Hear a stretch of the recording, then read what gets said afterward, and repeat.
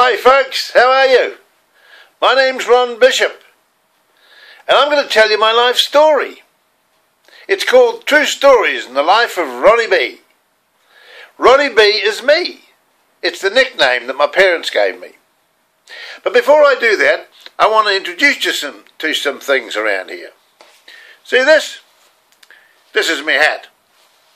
I call it my happy hat. I put it on when I want to be happy. And I put it on when I want to be funny. And I want to put a bit of humour into my story. If I'm telling my life story, I want to have a bit of humour in it. So here I am with me hat, me happy hat. I was born on the 15th of January 1941 in Hamilton, New Zealand. I got on the scales, they put me on the scales, and I weighed 9 3/4 pounds.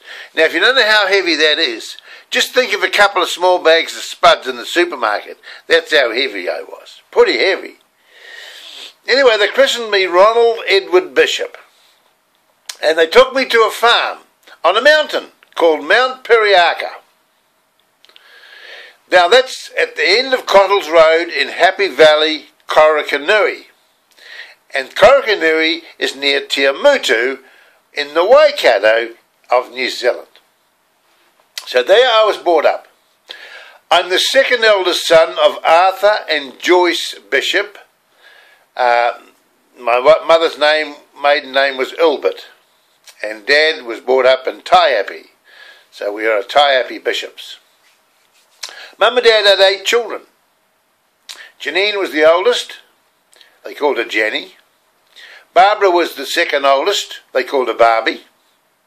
Then there was Kenneth. He only lasted a couple of days. He was born, he died just after he was born. He was my older brother. And then there was Ronald, they called Ronnie. Ronnie B. And William they called Billy. And Heather, then there was Heather, Trevor and Kevin. So there was 8 of us.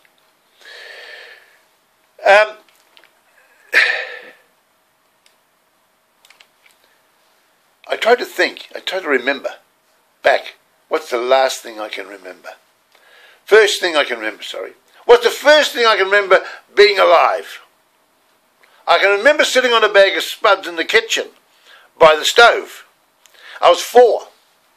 And my sisters were trying to convince my mother that I should go to school with them. But Mum wouldn't let me go. I was shy. Oh man, I was a shy kid. Mum had to carry me to school. Yep, right into the classroom. And when I got in there, guess what I did? I bloody weed on the mat. I was that nervous. I did peas on the mat. Mind you, I wasn't the only one that weed on the mat.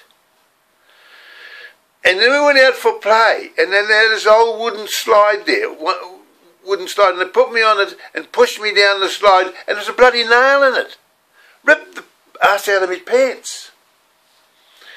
Oh, it's embarrassing. I had to go around all day in my raincoat. We used to have calf club days and pet days, and and all the parents and all the kids would come to school, and we'd have an animal farm day. And I can remember standing with the kids, lining up at the gate, watching all the parents come to school. You see. And in their cars and their tractors and all sorts of things. And us kids would laugh at the old cars and stuff like that. And this one particular tractor came along the road, and it was a David Brown tractor. Now some of you blokes will know what a David Brown tractor is. But they had 2 seats. It was like a car, but it was a tractor with 2 seats alongside each other. And this tractor came along, David Brown tractor. Guess who we brought to school? Mrs. Brown. She brought her son David Brown to school on a David Brown tractor. I'll never forget that. Sunday school. I went to Sunday school. Oh yeah, I was a good singer. We used to sing a song called Dropping, dropping, dropping, dropping, hear the pennies fall. Everyone for Jesus, he shall have them all. And people was giving these pennies to Jesus, and I thought, oh man, Jesus must be rich. He's getting all these pennies. writing in the Bible. I got telling off. First day at Sunday school. I wrote in the Bible. I scribbled on the Bible. You're not allowed to scribble on the Bible. Not in 1941. You can now. Go to church, everybody's writing on their Bibles. Swimming in the river. Well, we didn't have a swimming pool. We learned to swim in the river. Great pool. I want to tell you a funny story about my mother. She was a real go-getter, my mother. If she wanted something, she got it. And she wanted the bus to come down and pick us kids up. We lived a couple of miles from the bus stop. And she wanted us to come down. She wanted the bus to come down. And they wouldn't bring the bus down. Even though Mum was cutting 7 lunches, sending 7 kids to school, the bus wouldn't come down. So she said, right. She went to the next door neighbour. He was the boss man. He was the committee chairman. And his wife said, oh, he's over in the paddock. So she went over in the paddock, and here he is, crouched down in the turnips, doing poos. Well, Mother went up behind him and said, excuse me, would you like some paper? Well, the poor bugger, he didn't know whether to fall forward or backwards. But I'll tell you what happened. Within a week, the school bus came down the road and picked us up, took us to school. Mum knew how to get the people to do things. Mum and Dad had a lot of fun. I can remember my parents, they were good, humorous people, always looking to have some fun. And there was an old bloke, lived on the top of the mountain where we lived. His name was Joe. And old Joe, Mum and Dad got a housekeeper come to stay and look after us and do some housekeeping. And she wasn't a bad looking chick. And anyway, Joe come down and met her one day and took a shine to her.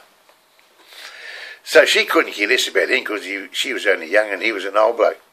But anyway, what they did is they wrote out a note, gave it to Joe, put it in a letterbox or something, and said, I'll meet you on the mountain on the boundary fence at 10 o'clock tonight. Well, then they went down, sat in the house and looked up and watched at 10 o'clock, watching Joe come down on his horse and sit there in the cold, it was bloody cold, with his collar up, waiting for this woman to come up to meet him. And of course, she was never going to come up and meet him anyway. But those are the sort of things they used to do. We had a lot of horses on the farm.